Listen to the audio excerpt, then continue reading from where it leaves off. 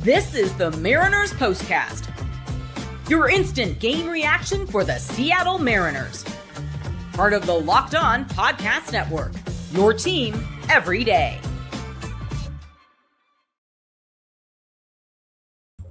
I should probably add myself to the stage there. What up, everyone? Anderson Hurst, Mariners POSTCAST here. A Mariners 4-1 win and a series win against the AL West. Still crazy to say that. The AL West leading Athletics. And this was a much-needed 2 games from your Seattle Mariners. You've now put yourself in a spot where the worst-case scenario tomorrow ends up being still a series win. And I think you have a good chance at a sweep and a spot as first place in the American League West. So right now, this is just exactly what this team needed. And after that KC series where it felt like things were hitting rock bottom, I felt like there was a little bit of a jolt in the clubhouse. I don't know if that comes from coaching. I don't know if that comes from the players, but they came into this series against the Athletics with a sense of urgency, a change of approach at the plate.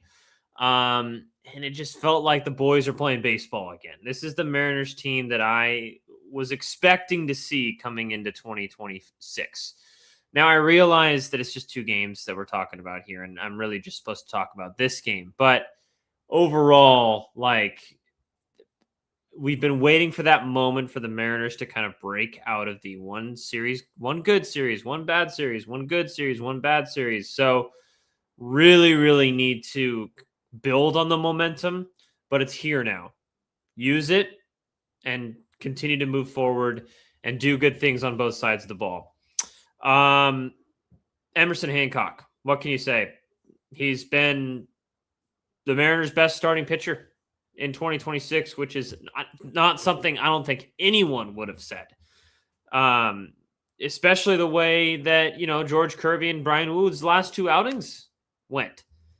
Emerson Hancock's been the steady force throughout the entire season so far, just like Randy Arozarena has been with the bat. Now, Randy doesn't have a great day today, but I'm just in general, when you're talking about the full season, that's the kind of person he has been, player he has been for this pitching staff who has relatively underperformed. Not him. Absolutely not him. Emerson Hancock's been fantastic. He once again just eases. This was kind of one of those starts for me with Emerson Hancock that I could totally see a little bit of regression happening. If he wasn't taking that next step, if he wasn't the player that was taking that next step in his development. And the first, 7, 8, 9 starts of his season show something different than what he's going to be for the rest of this year. If that wasn't the case, this is the start where that would happen against the A's after getting shut down last night in Sacramento, this little league ballpark. And I could totally see an outing where Hancock gets a little bit shelled. And that absolutely did not happen today. He took a no into the 6th. And I think that was the perfecto as well. Ends up getting the walk to Rooker and then gives up the hit. But it just overall, he's been so dang good. And the biggest thing, I'm going to say it, every one of his starts that he continues to do this, the biggest thing is the lack of walks. And it is funny because during the KC series, you heard me mention the boneheaded approach from the Mariners against right-handed pitchers that don't have a great stuff, that they're just way too ultra aggressive. It is funny seeing that on the other side tonight with the A's. So it's not just the Mariners that have those nights, right? I think he got through almost 5 innings on 37 pitches, which is insane, especially in today's game where a lot of guys are working counts. So Emerson Hancock, bravo. His final line tonight ends up being 6 innings, 1 hit, 2 walks, 3 Ks. You're not going to blow someone away with those Ks, and the 2 walks is little bit more than I would like. But man, when you're getting through 6 innings of scoreless baseball, I will take it every single day of the week. It's fun to see, man. And he's a fun pitcher to watch right now. I love his new arm angle, and he looks really comfortable with it. And the biggest thing for me is his aura on the mound. He's relaxed. You could tell in his first few seasons, he was kind of jittery, and he's like, didn't really feel a ton of confidence with what he was doing out there with the game plan, with his stuff. But right now, it is a completely different pitcher out there. He looks relaxed. He looks confident. And it's great to see. I absolutely love seeing Emerson Hancock be this good of a pitcher. And I want to see it continue. I absolutely want to see it continue. So hopefully he can keep that going. Another good day for the offense. You end up getting 11 hits on the day, which is great to see. You get multiple hit days from Josh Naylor, Mitch Garver, and Victor Robles. You get RBIs from JP, Julio, Garver, Young, and the bullpen, who comes in, and not a blowout, by the way, comes in and shuts the door with Ferrer, Spire, and then Munoz in the 9th inning. It's great to see. This is a full, complete win. Yesterday, obviously, was the blowout, and it was relatively complete. But when it's still a relatively close game coming into the later part, and you have to have your bullpen really step up as well, every facet of the Mariners game today looked solid. So it's good to see the boys start to kind of wake themselves up a little bit and play some good baseball, because it's something we didn't see over the weekend in Kansas City. And frankly, we haven't seen it enough for the majority of the early part of 2026. So good to see the Mariners continue to kind of claw their way out of a quote unquote hole they're in. They're still, 27-29 on the season, but now you're just a half game back of the Athletics for first place in AL West. If you go in tomorrow, you're in great shape. All right, let's take a quick break. Let's come back, talk about the offense, do our unsung hero, and get ready for tomorrow, because, there's a lot of good stuff in this game, but I think you really can hammer home how big this series was if you finish it off tomorrow. Let's talk about what's coming up a little bit more next on the Mariners Postcast. Workplace chaos, deadlines stacking up, inbox overflowing, and the one position you have to fill still sitting open. When the pressure's on and you need the right hire, this is a job for Sponsored Jobs. Indeed, Sponsored Jobs helps you reach the people who actually fit what you're looking for. Skills, experience, location, so you're not just hoping the right candidate stumbles across your post. Here's a stat that blows my head. In the minute you and I have been talking with this break here, companies like yours made 27 hires on Indeed, according to Indeed data worldwide. So if you're hiring, spend less time searching and more time interviewing candidates who check all your boxes with Indeed Sponsored Jobs. Less time, less stress, more results. When you need the right person to cut through the chaos, this is a job for Indeed Sponsored Jobs. Listeners of this show will get a $75 sponsored job credit to help get your job the premium status it deserves at Indeed.com/podcast. Just go to Indeed.com/podcast right now and support our show by saying you heard about Indeed on this podcast. Indeed.com/podcast. Terms and conditions apply. If you need to hire, this is a job for Indeed Sponsored Jobs. If you've got a sweet tooth like I do, you know how tough it is to find that perfect treat without all the sugar. That's why Cotton Candy 5-Hour Energy Shot brings that nostalgic flavor back in a whole new way. This is that classic cotton candy taste you remember, but with tasty caffeine boost and zero sugar. It's quick, easy, and it's a great way to satisfy that sweet craving while keeping things simple and on the go. I've always loved cotton candy, but I can't be caught eating sweets all day. This is a perfect alternative. The flavor does really bring that throwback fruity vanilla vibe, and it's surprisingly smooth. I like how convenient it is too. Just a small portable shot I can grab whenever I need a little pick-me-up. It's become my go-to when I want something sweet without going overboard. Bring on the sweetness with Cotton Candy 5-Hour Energy Shots, available online now at 5hourenergy.com or on Amazon.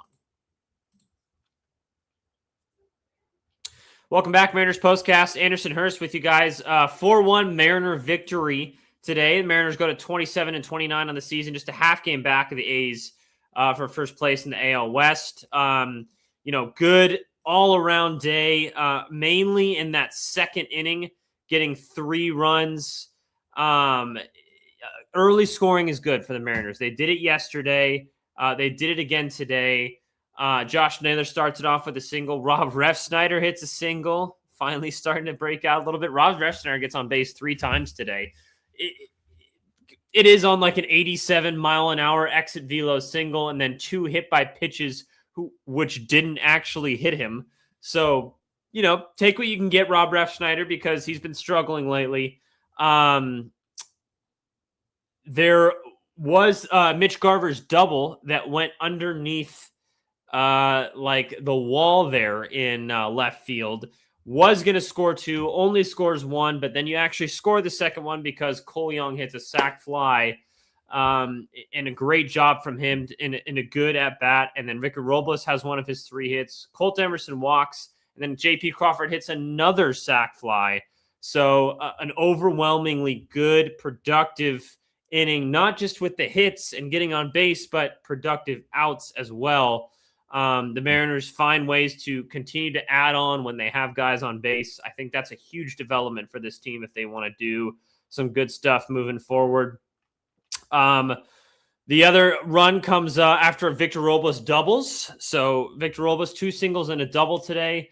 J.P. Crawford singles, and then Julio singles in Victor Robles to make it 4-0, and that would be enough for the Mariners to close this one out. They don't play a ton of add-on today, but you don't need to because your pitching was really good. Emerson Hancock was excellent.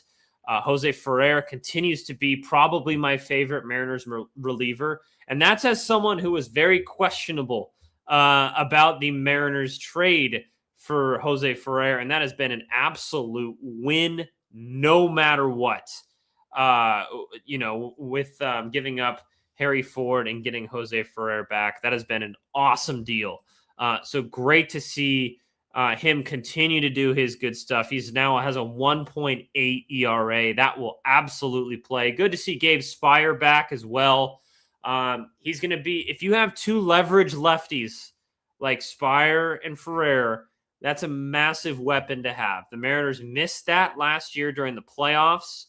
And I know you traded for Caleb Ferguson, but he just didn't end up working out. He wasn't as good as you expected him to be. But Ferrer, man, he's that upper echelon type of guy. It's great to see a guy with his stuff be able to consistently command and get quick outs. That's kind of his thing. As a soft contact guy, he's not getting BABIP'd to death like he was earlier in this season. So good job, Jose Ferrer. Good job with Gabe Spire. Munoz does get a couple hits and ends up giving up the home run. Still, I don't want to say shaky, but that wasn't a good pitch to Soderstrom. I hope he can lock in because we're not.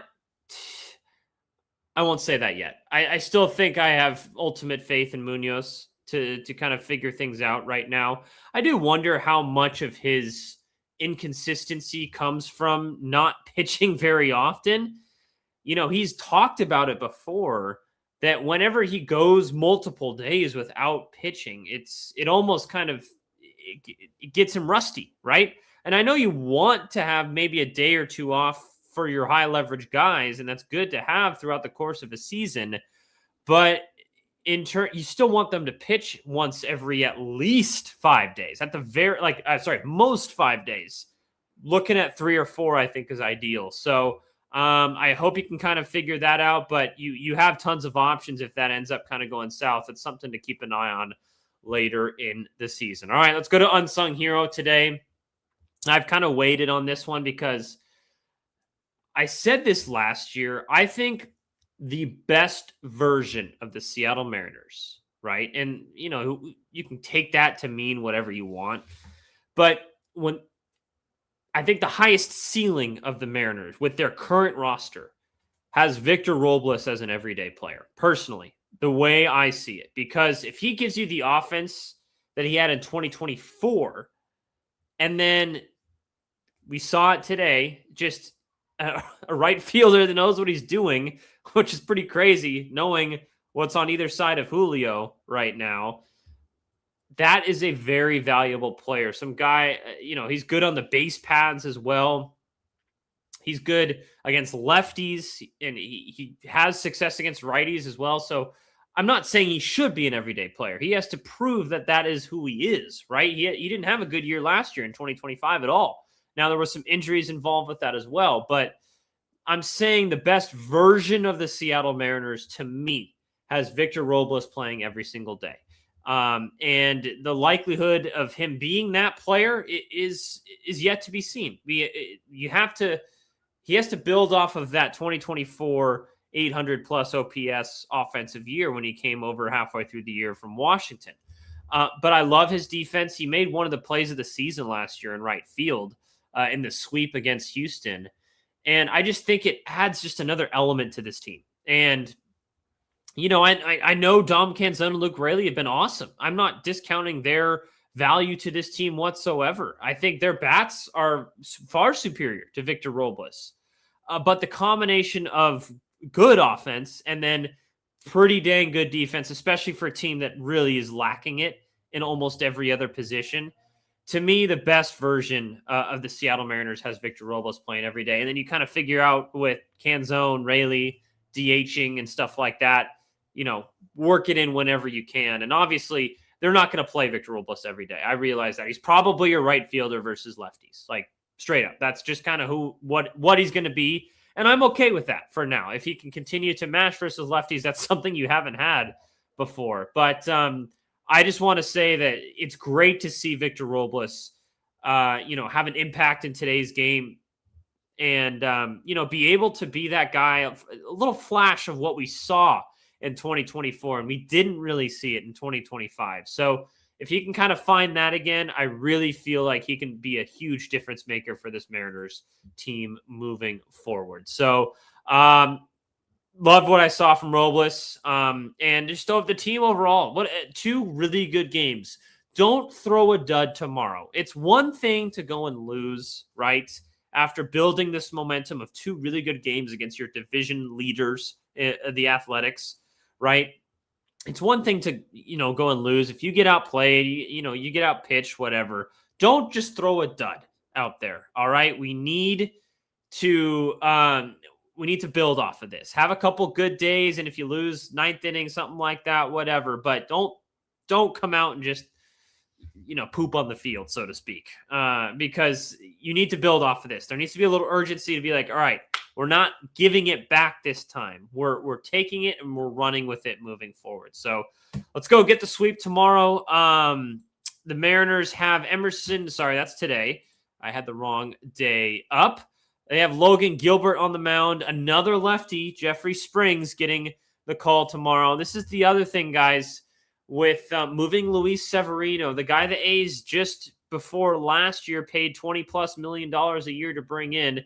They're specifically not having him pitch in this series and throwing 2 lefties because they know the Mariners suck versus lefties. If you can continue to kind of get that narrative out and punish teams for throwing in a guy that's making his major league debut like tonight and tomorrow, I know Jeffrey Springs is a seasoned veteran, but you can still take advantage of that. Then teams won't be so hell-bent on just throwing a bunch of lefties at you. And then you can keep the Luke Raleys and Dom Canzones in your lineup. So go out, do it again tomorrow. We'll talk to you after the game. Actually, sorry.